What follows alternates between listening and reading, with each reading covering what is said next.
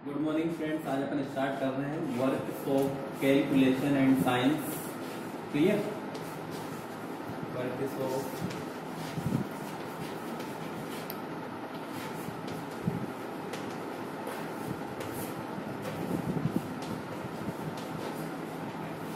ठीक है।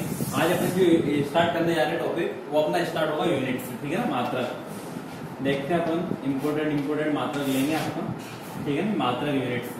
अब मात्रक का मतलब क्या होता है? मात्रक को मतलब ये होता है कि जो पुराना जमाना था और आज के जमाने में बहुत डिफरेंस है। ठीक है ना। पहले क्या करते थे, लंबाई को फुट में मापा जाता था, आज लंबाई को मापते हैं मीटर में। ठीक है ना। तो क्या है कि जो मात्रक होते हैं, मात्रक बहुत सारे प्रकार के वैसे तो होते हैं, लेकिन अपन यदि मात्रकों की बात करें तो अपन बात करेंगे पद्धतियों की। यहाँ पे मात्रकों की जो पद्धतियां होती हैं, उन पद्धतियों को 3 भागों में बांटा गया है। किस किस प्रकार के भागों में बांटा गया है? एक होता है एमकेएस पद्धति। एमकेएस पद्धति मतलब होता है कि लंबाई को मापते हैं मीटर में। ठीक है। वजन द्रव्यमान को मापते हैं किलोग्राम में और समय को मापते हैं सेकंड में, इसलिए इसको कहा जाता है एमकेएस प्रणाली। इसका पूरा नाम होता है मीटर किलोग्राम सेकंड पद्धति। क्या होता है पूरा? मीटर किलोग्राम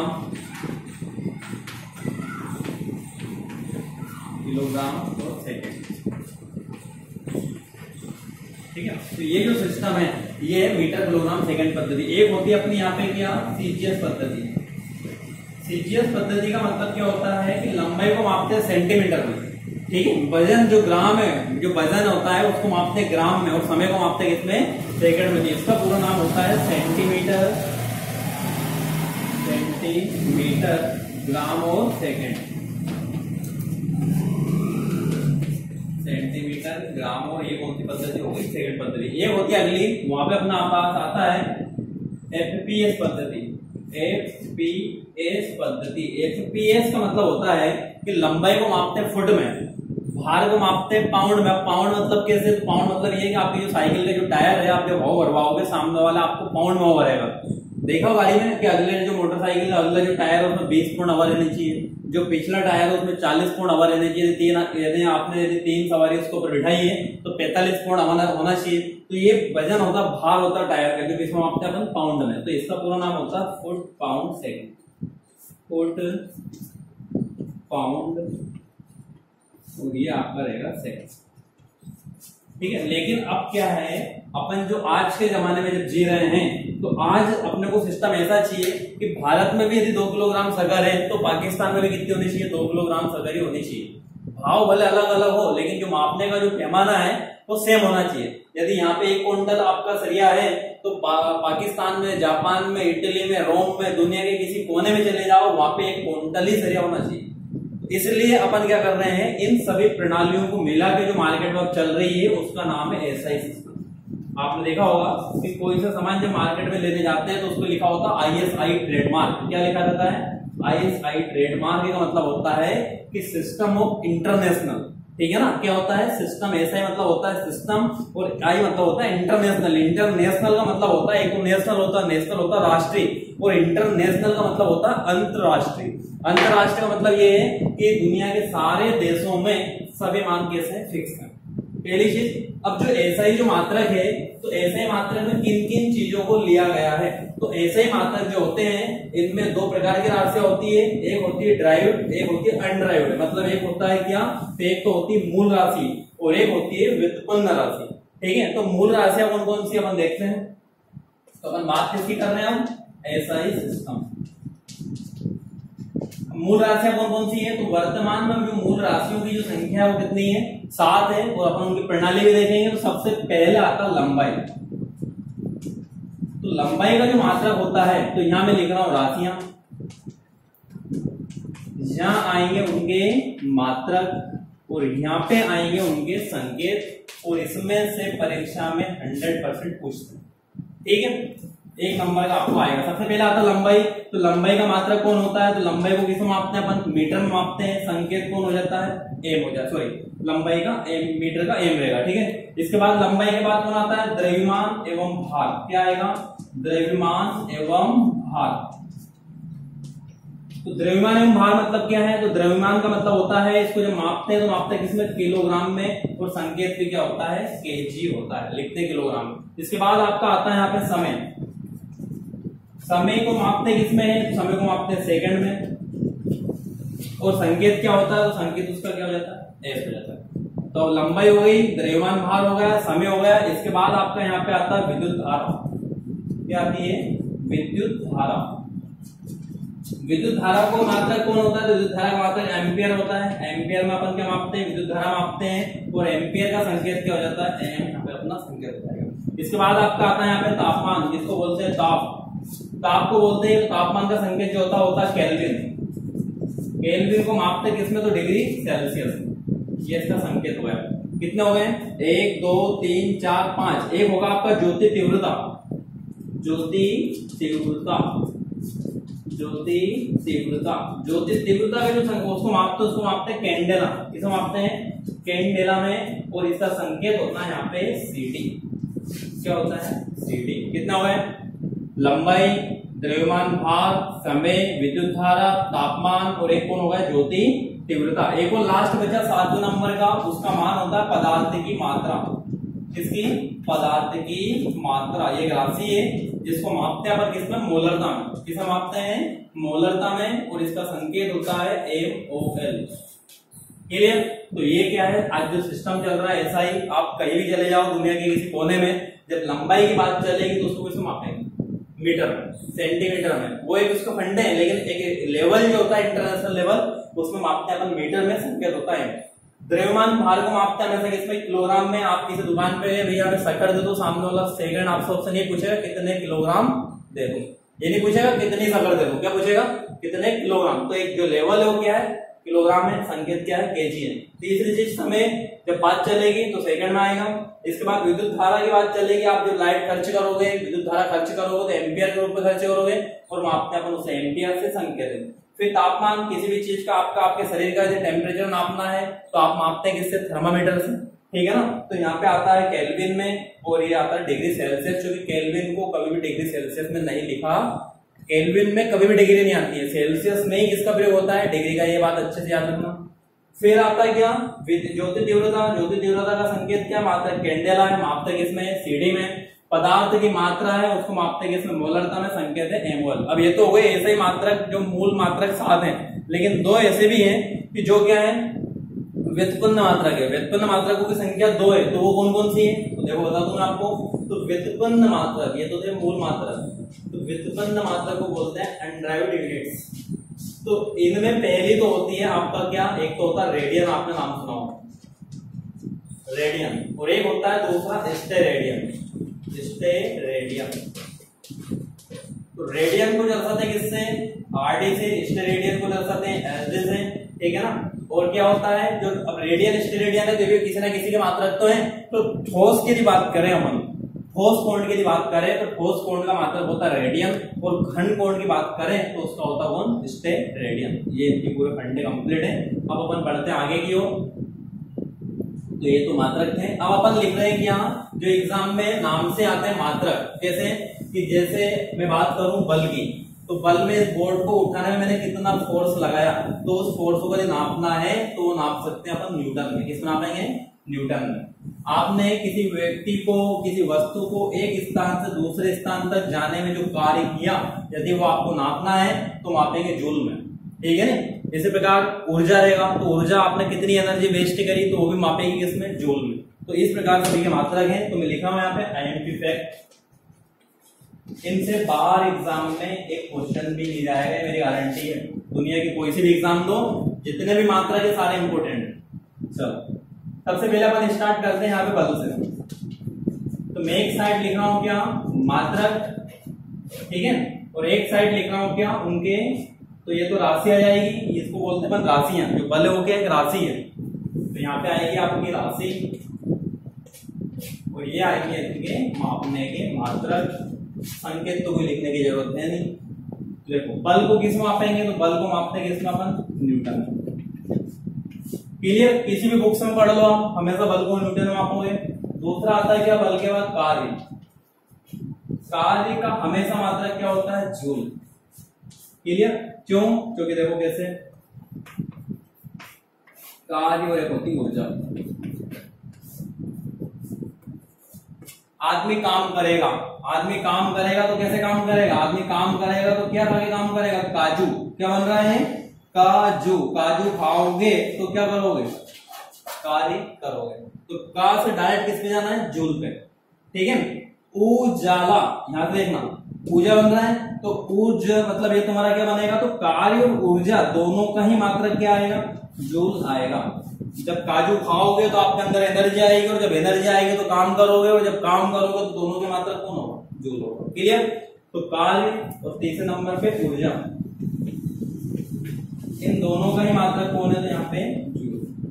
ये लिख लिया अपन। इसके बाद मैं आपको ट्रिक्स बताऊंगा अच्छे से, उसमें आप ये भी समझ जाओगे कौन तो सदिश राशियां और कौन अदिश राशियां। चलो इसके बाद अपन आते हैं यहाँ पे क्या, विद्युत धारा। पूरा बोर्ड भरा जाएगा आपका, ये अच्छे से लिखना बस इनको, जो कि इनसे बाहर जाता नहीं है। विद्युत धारा का मात्रक होता है एम्पियर। इसके बाद यहाँ पे आता है तापमान। तापमान का आता है केल्विन, सॉरी तापमान का आता है यहाँ केल्विन। केल्विन को बोलते हैं डिग्री सेल्सियस। केल्विन को लिखते हैं किसमें, डिग्री सेल्सियस। तो केल्विन में कभी भी डिग्री नहीं आती। ठीक है। चलो इसके बाद अपन बात करें यहाँ पे भार। भार जो एक राशि है उसका मात्रक क्या है, तो भार जो इकाई हो किसकी है, टन की है। किसकी है, टन की है। इसके बाद यदि बात करें अपन यहाँ पे दूरी मापने की छोटी से छोटी इकाई, किसको, दूरी मापने की छोटी से छोटी इकाई, दूरी मापने की लिख लेना क्लियर इसको, छोटी से छोटी राशि या इकाई। तो दूरी को मापने की छोटी से छोटी इकाई को बोलते हैं एंगस्ट्रम, और एंगस्ट्रम को दर्शाते हैं a की पावर 0 से। इसका मतलब होता है 10 की घात -10 मीटर। एक एंगस्ट्रम बराबर कितना होता है, 10 की घात -10 मीटर। दूरी मापने की छोटी से छोटी इकाई। यदि बात करें कि दूरी मापने की बड़ी से बड़ी इकाई क्या है, दूरी मापने की बड़ी से बड़ी इकाई, तो भैया दूरी मापने की बड़ी से बड़ी इकाई जो होती है उसको बोलते हैं पारसेक। क्या बोलते हैं, पारसेक बोलते हैं। इसका संक्षिप्त नाम होता है पारसेकेंड।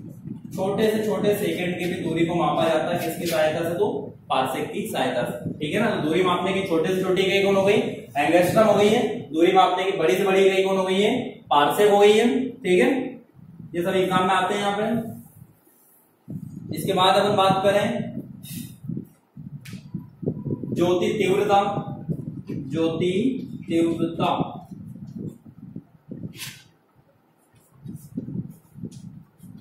ज्योति तीव्रता जो मात्रक है वो होता है कैंडेला। CD लिखते हैं ना, बताया था कैंडेला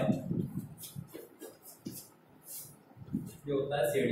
इसके बाद यदि बात करें यहाँ पे आप यहाँ पे यदि अपन बात करें इसको मापोगे, और आप बल्ब में बहुत सारी यूनिट्स आती है वैसे, और जो मेन है वो मैंने आपको लिखा दी है।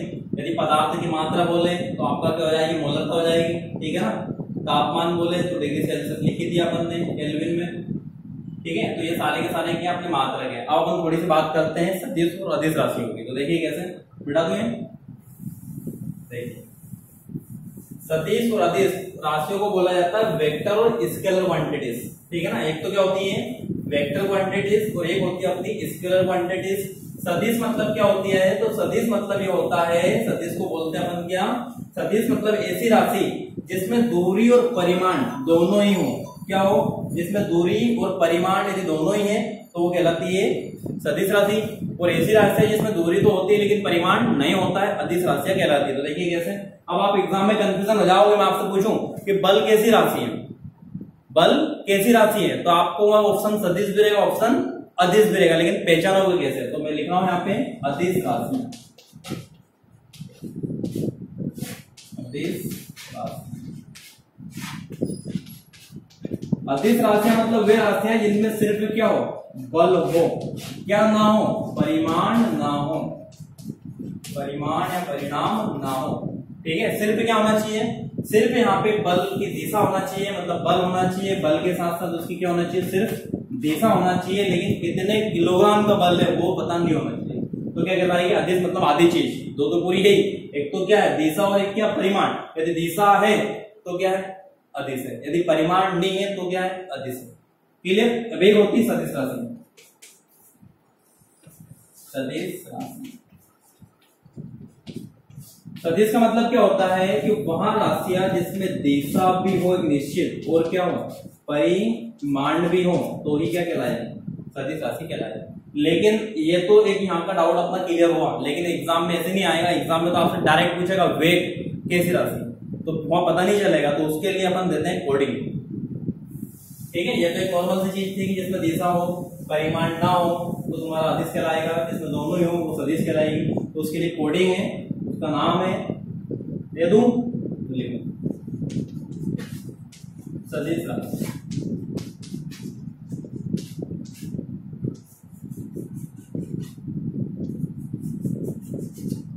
कोडिंग है इसकी यहाँ पे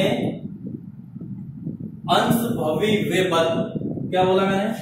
अंश भवि वे पद। क्या हुआ इसका मतलब? ये सारी की सारी राशि आ गई, इसमें सब डाउट क्लियर हो जाएंगे अभी। आ से मतलब होता आवेग, सा से मतलब होता है संवेग, भा से मतलब होता है भार, वी से मतलब होता है विस्थापन, वे से मतलब होता है वेग, बा से मतलब होता है बल, स्व से मतलब होता है एक्सेलरेशन मतलब त्वरण। ठीक है, तो ये सारी की सारी राशियां कैसी राशियां हो गई हैं? सदिश राशियां हो गई हैं। एग्जाम में आपको ये याद रखना अंश भव्य विभक्ति, और जहां पे बा आ गया वो समझ जाना कि बल एक सदिश राशि है। तो इस कोडिंग में यदि बा आया है तो ये पूरी की पूरी कोडिंग ही किस राशि की है? सदिश राशि की है। क्लियर? तो ये सारे लिख लो आप चाहो तो, आपको कोई नहीं बताएगा ऐसा। ठीक है, कि अंश भव्य विभक्ति तो सारी की सारी राशि आपको एक साथ क्लियर हो गई। यही वो राशियां हैं जिसमें एक निश्चित दिशा भी होती है और जिसमें निश्चित परिमाण भी होता है। ठीक है, अब अपन बात करेंगे अदिश राशियों की। तो अदिश राशियां कैसी राशियां होती हैं? तो वह राशियां जिसमें क्या हो एक दिशा तो हो लेकिन परिमाण ना हो।